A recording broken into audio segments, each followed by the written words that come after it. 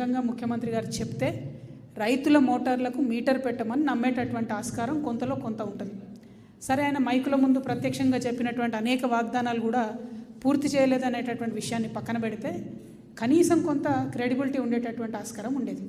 ఇవాళ చిట్ చాట్లో చెప్పిండ్రు, రేపు పొద్దున మీటర్లు పెట్టినప్పుడు సార్ అంతకుముందు చెప్పారు కదా అని అంటే నేను ఎక్కడ చెప్పినా ఆయన చేతులు దులుపుకుంటే రాసిన పత్రికలు నమ్మిన ప్రజలు మనం మధ్యలో ఫూల్స్ అవుతాం తప్పితే ముఖ్యమంత్రి గారు మాత్రం జవాబుదారీగా ఉండరనే విషయాన్ని నేను బలంగా తెలంగాణ రైతాంగానికి చెప్పదలుచుకున్నాను.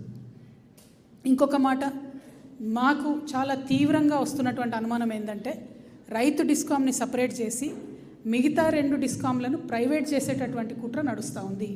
ముఖ్యమంత్రి గారు ఏమన్నారు చిట్ చాట్లో, నేను రైతులకు 24 గంటలు కరెంట్ ఇవ్వకపోతే ఎన్నికలకు పోనని చెప్తున్నారు, మోటార్లకు మీటర్లు పెడితే ఎన్నికలకు పోనని చెప్తున్నారు. నేను ఛాలెంజ్ చేసి అడుగుతా ఉన్నా ముఖ్యమంత్రి గారిని, మీరు మిగతా 2 డిస్కామ్లు ప్రైవేటైజ్ చేయను, ప్రైవేటైజ్ చేస్తే ఎన్నికలకు పోను అనే మాట చెప్పగలుగుతారా? చెప్పేటటువంటి ఆస్కారం ఉందా?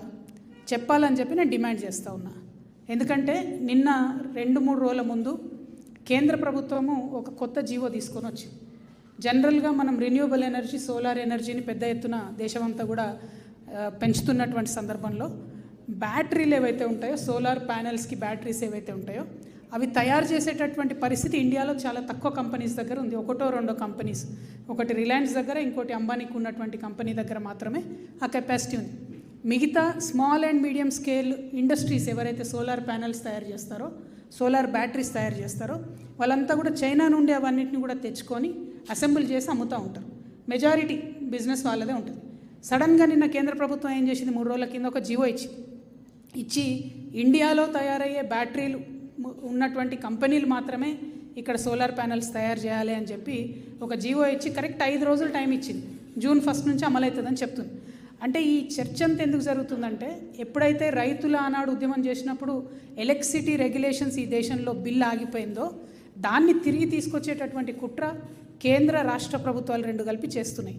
అక్కడ వాళ్ళేమో ఒక్కొక్కటి జీవో మార్చుకుంటూ రిన్యూవబుల్ ఎనర్జీస్లో మార్చుకుంటూ వస్తున్నారు. ఇక్కడ వీళ్ళేమో దానికి తగ్గట్టుగా ముందే డిస్కామ్లు ఏర్పాటు చేసి ప్రైవేటైజేషన్కి తొవ్వలు తెరుస్తూ ఉన్నారు.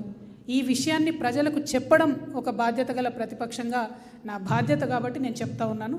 అంతేకాదు, నేను బలంగా నమ్ముతున్న రైతు డిస్కామ్ వల్ల తెలంగాణ రైతాంగానికి నష్టం కాబట్టి మేము తెలంగాణ జాగృతి ఒక NGO తరఫున నిన్న కోర్టులో కేసు కూడా ఫైల్ చేయడం జరిగింది. ఖచ్చితంగా లీగల్గా కూడా ఈ రైతు డిస్కామ్ని ఆపేటటువంటి ప్రయత్నం మేము 100% చేస్తాం. ఈ ప్రయత్నం మంచిది కాదు, ఇది విరమించుకోవాలి. 2 ERC కేవలం ఒక ఏసీ గదిలో హైదరాబాద్లో పెడుతున్నారు. అట్లా కాదు, 33 జిల్లాలకు మీరు వెళ్ళాలి, రైతుల్ని అడగాలి వాళ్ళ ఒపీనియన్. ఎందుకంటే యువర్ కన్జ్యూమర్స్ ఆర్ ఫార్మర్స్. ఏ కేటగిరీ అయితే మీరు పక్కకు తీసి ఒక డిస్కామ్ తయారు చేస్తున్నారో ఆ కన్జ్యూమర్స్ని మీరు అడగకుండా హైదరాబాద్లో ఉన్నటువంటి మేధావులను అడిగి మీరు రైతు డిస్కామ్కి పర్మిషన్ ఇవ్వడం అన్నది ERCకి కూడా కరెక్ట్ అయిన విషయం కాదు. ERC ఒకవేళ పర్మిషన్ ఇచ్చినా we will go up to the Supreme Court to stop this రైతు డిస్కామ్. ఎందుకంటే ఇది ఎట్టి పరిస్థితుల్లో కూడా మనకు ఉపయోగం లేదు. ఇంకొక మాట, ఎందుకు మరి ముఖ్యమంత్రి గారు ఇంత బలంగా చెప్తున్నా మీరు నమ్మడం లేదంటే చేదు అనుభవాలు ఉన్నాయి. ఏం చేసిండ్రు, బోనస్ ఇస్తామని చెప్పిండ్రు, యాసంగికి బోనస్ కంప్లీట్గా ఎగబెడుతున్నారు. రైతు భరోసా ముందు అన్లిమిటెడ్ ఉండే, తర్వాత పోయిన ఇయర్ 5 ఏకర్స్కి వచ్చింది, ఈ సంవత్సరం 2 ఎకరాలకే వచ్చింది, అది కూడా అందరికీ రాలేదు.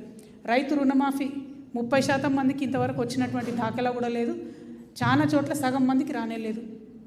అదేవిధంగా కొనుగోలు, చివరి గింజ కంట కొంటాం, తడిసినా కొంటాం అన్నారు, ఇంతవరకు కొన్నటువంటి పరిస్థితి లేదు. రైతులకు కన్నీళ్ళు మిగిలినటువంటి పరిస్థితి ఉన్నది. రైతు బీమా ఏదైతుందో దాన్ని కంప్లీట్గా ఎత్తేసి దాన్ని కూడా టోటల్ ఇన్సూరెన్స్లు కలుపుతున్నారు. రైతు బీమా ఏంది, రైతు సహజ మరణం చెందిన వచ్చేటటువంటి బీమా, దాన్ని తీసి యాక్సిడెంటల్ ఇన్సూరెన్స్కి మారుస్తున్నారు. అంటే డైరెక్ట్గా ఫార్మర్కి లాస్ అవుతుంది. సో ఈ గవర్నమెంట్ చరిత్ర మొత్తం తీసుకుంటే రైతు వ్యతిరేక ప్రభుత్వంగా ఉంది కాబట్టి వీరిని మేము నమ్మదలుచుకోలేదు. లీగల్ కూడా ప్రాసెస్ మేము ఎన్నుకుంటాము. కోర్టులో కూడా ఈ డిస్కామ్ని అడ్డుకునే ప్రయత్నం చేస్తాము. The other point I really want to make very clear is, union government is trying to stifle the growth of medium and small scale industries who are into the manufacturing of solar panels and solar batteries. Solar batteries now they are importing from China, but only 2 big companies, Adani and Ambani companies, they are manufacturing batteries here in India. Now the union government, in the garb of bringing reforms They are only supporting Adani and Ambani's companies. This is not fair. They've only given 5 days time for the medium and small scale industries. అందుకని వాళ్ళు ధర్నా కూడా చేస్తామని అనుకుంటున్నారు next వారం. కాబట్టి we are urging the union government that immediately this GO should be taken back. Everybody in the medium and small scale industry sector should be allowed to function as usual. అదే కాకుండా ఈ ప్రభుత్వం మీద నిజంగా నమ్మకం రోజు రోజుకి ఎగిరిపోతూ ఉన్నది. ఒక పక్క రైతుల్ని మోసం చేయడం, ఇంకొక పక్క తెలంగాణ కోర్టు తిడుతుంది ఏమని, మీ స్కూళ్ళన్నీ ఘోరాతి ఘోరమైన పరిస్థితులు ఉంది. హైదరాబాద్లో సీఎం గారి కూతవేట దూరంలో ఇంటికి ఉండేటటువంటి స్కూల్ కూడా బాగాలేదు, అర్జెంటుగా రిపేర్ చేయండి అని ఒక పక్క కోర్టు చెప్తుంది. ఇంకో పక్క హైడ్రా గురించి చెప్తుంది, మీరు మాకు మాట ఇచ్చిండ్రు, టైం ఇస్తామని చెప్పిండ్రు, కానీ ఇష్టారీతిగా మీరు కూల్చేస్తున్నారని. కానీ గవర్నమెంట్కి అనుకూలంగా ఉండేటటువంటి అనేక మంది వార్తలు ఎట్లా రాస్తున్నారు, హైడ్రా 4,500 కోట్ల ప్రాపర్టీ కాపాడింది, 3,500 కోట్ల ప్రాపర్టీ కాపాడిందని అడ్వర్టైజ్మెంట్ చేస్తున్నారు. నేను స్వయంగా హైడ్రాకి ఇచ్చిన 6 నుండి 7 కంప్లైంట్స్ ఇంతవరకు కూడా వాళ్ళు చర్యలు తీసుకోలేదు. ఎవరెవరిని కాపాడుతూ ఉన్నారో అర్థమవుతుంది. ఇవన్నీ ఒక పక్క అయితే ఇది ఎంత దారుణమైన వార్త అంటే, ఖమ్మం 3 మంత్రులు ఉన్నారు, చిన్న పిల్లగాడు 18 రోజుల బాబు గవర్నమెంట్ హాస్పిటల్ తీసుకుపోతే ఆ పిల్లగానికి బ్లడ్ ఎక్కియడానికి పాపం చిన్న బాబు 18 రోజుల బాబుని బ్లడ్ ఎక్కియడానికి పోతే ఆ చెయ్యి మొత్తం తీసేసారు. జీవితకాలం ఈ చిన్న పసిగుడ్డు మరి వికలాంగుడు అయినటువంటి పరిస్థితి. నేను డిమాండ్ చేస్తూ ఉన్నాను, ఖమ్మం జిల్లా మంత్రులందరూ కూడా ముఖ్యమంత్రి గారు ప్రత్యేక శ్రద్ధ తీసుకొని ఆ కుటుంబాన్ని ఆదుకోవాలి. ఆ బాబుకి ఒక 25 lakhs ఫిక్స్డ్ డిపాజిట్ వేయాలి. ఎందుకంటే వాడు ఇప్పుడు నెల లోపల ఉంది, వాడి వయసు 18 సంవత్సరాలు వచ్చేసరికి కనీసం 25 లక్షలు పెరిగి అంతో ఇంతో జీవితానికి వాళ్ళకి ఆధారం ఉంటుంది. కాబట్టి మానవతా దృక్పథంతో ఆలోచన చేయాలి. వీళ్ళ చరిత్ర చాలా దారుణంగా ఉంది.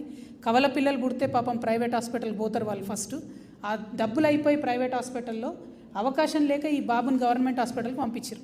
గవర్నమెంట్ హాస్పిటల్ పంపించిన పాపానికి జీవితకాలం ఈ బాబుని వికలాంగులు చేసిండ్రు. కాబట్టి ఇది కరెక్ట్ కాదు. ఖచ్చితంగా హెల్త్ మీద ముఖ్యమంత్రి గారు ఫోకస్ పెట్టాలి, ఈ బాబుని ఆదుకోవాలి. ఇట్లా 1 కాదు 2 కాదు అనేక విషయాలు ఉన్నాయి.